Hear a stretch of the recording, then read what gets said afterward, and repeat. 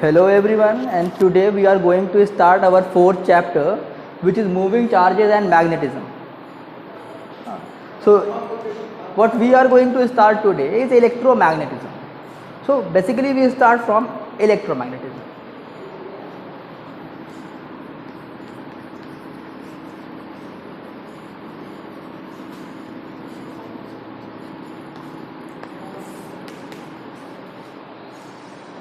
Electromagnetism is the process in which a magnetic field is created because of a change in electric field. We already are familiar with this from class 10. In class 10, we studied that whenever there is a changing electric field, whenever there is a current, there is magnetism, and whenever there is magnetism, there is current. This phenomenon is called electromagnetism. So in this chapter, we will be dealing with the magnetic effect of a moving charge. Okay, so this was first given shown by Oersted.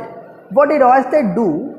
Oersted took a straight current carrying conductor. Okay, it is connected to a battery so that it can conduct current. A straight current carrying conductor, this is a conductor, and brought a magnetic compass near it. What he saw, that whenever current was flowing through this conductor, the magnetic compass showed some deflection. Now, a compass, as you already know, is magnetic, and magnet only deflects when it is in presence of another magnet. Either it will get attracted or repelled, but only when it is in the presence of another magnet. From here, Oersted concluded that current carrying conductor also has magnetism. So from here we know that there is magnetism whenever there is charge moving, because we know that current is the flow of electric charge per unit time, rate of flow of electric charge. Now, since we know about magnets, we already studied about magnetic field and magnetic field lines in class 10. So what a magnetic field is? A magnetic field is the space or region around a magnet within which its influence can be felt. किसी भी magnet के आसपास का वो इलाका जहां तक उसका असर महसूस किया जा सकता है is called its magnetic field. And what is magnetic field intensity? Magnetic field intensity is the force experienced by any substance when placed in magnetic field. Suppose there is a magnet and it has a magnetic field of this much, and I place another magnet here. So what will be the amount of force experienced by this magnet because of this is called its magnetic field intensity. Okay. Now when we have a magnetic field, we also have magnetic field line. Consider your magnet is here. You must have seen this diagram in books.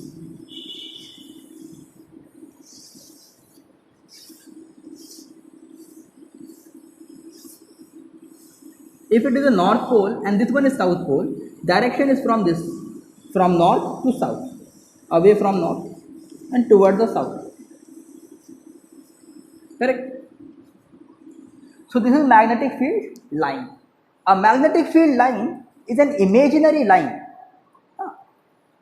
We can define magnetic field line as the imaginary path which a north pole would take if it is free to move in magnetic field. So what is it? North pole takes the direction. If it is free to move, it goes from the north to south.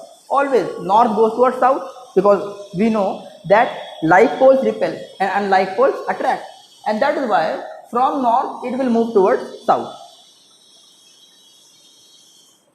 There are certain properties of magnetic field lines. The first property is that magnetic field lines always move from north to south. Second property is that magnetic field lines are closed path, continuous path, closed and continuous path. The third one is that the magnetic field lines are closer near the poles. You can see near the poles they are closer, and as we move away, either toward the center or here, as we move away, the magnetic field lines scatter. So, and if we draw a perpendicular, not perpendicular, if we draw a tangent, if we draw a tangent passing through a magnetic field line, it gives the direction of magnetic field at that point. And magnetic field is denoted by capital B. Okay. Magnetic field is denoted by B, and magnetic field or magnetic field intensity is a vector quantity. Okay. So these are some of the basic features of magnetic field lines. Now, when you have a current carrying conductor and you wanted to find the direction of magnetic field, you use Maxwell's right hand rule in class 10. Suppose I have a current carrying conductor wire and current is flowing in the upward direction. So the Maxwell's right hand rule says that if we hold a current carrying conductor in our right hand such that the thumb points in the direction of magnetic field, in the direction of current, then the curl of the finger, ये जो हाथों की जकड़न है, curl of the finger gives the direction of magnetic field. So the curl of the finger, current is going this way, curl is made in this way. So the curl, so this is the direction of your magnetic field. Magnetic field lines will be concentric here in the same direction. Okay.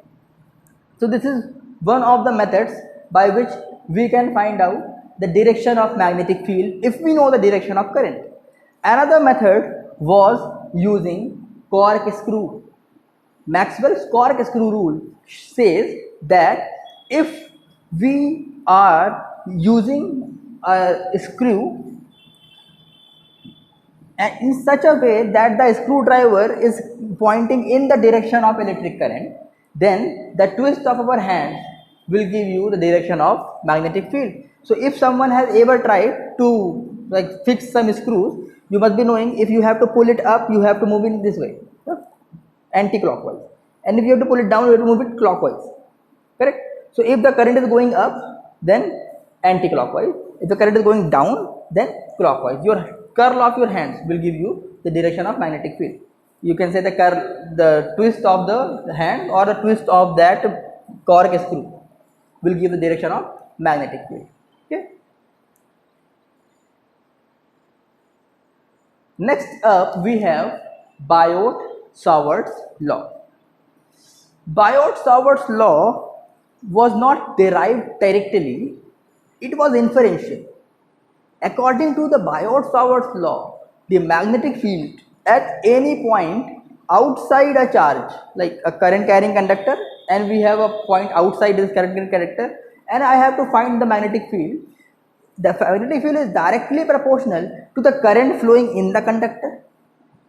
It is directly proportional to length of the conductor, and it is directly proportional to the sign of the angle between this conductor and this surface.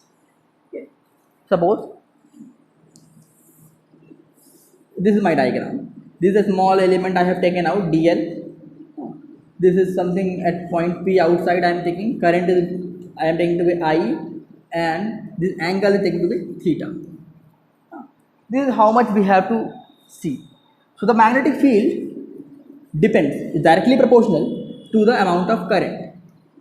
The magnetic field is also directly proportional to the sine of the angle, and it is also proportional to the length of the your this dl. I am taking a small element, length of your element, and it is inversely proportional to the distance of that point object from this. The larger the distance, smaller the magnetic field produced. So dB becomes inversely proportional to r square. Okay.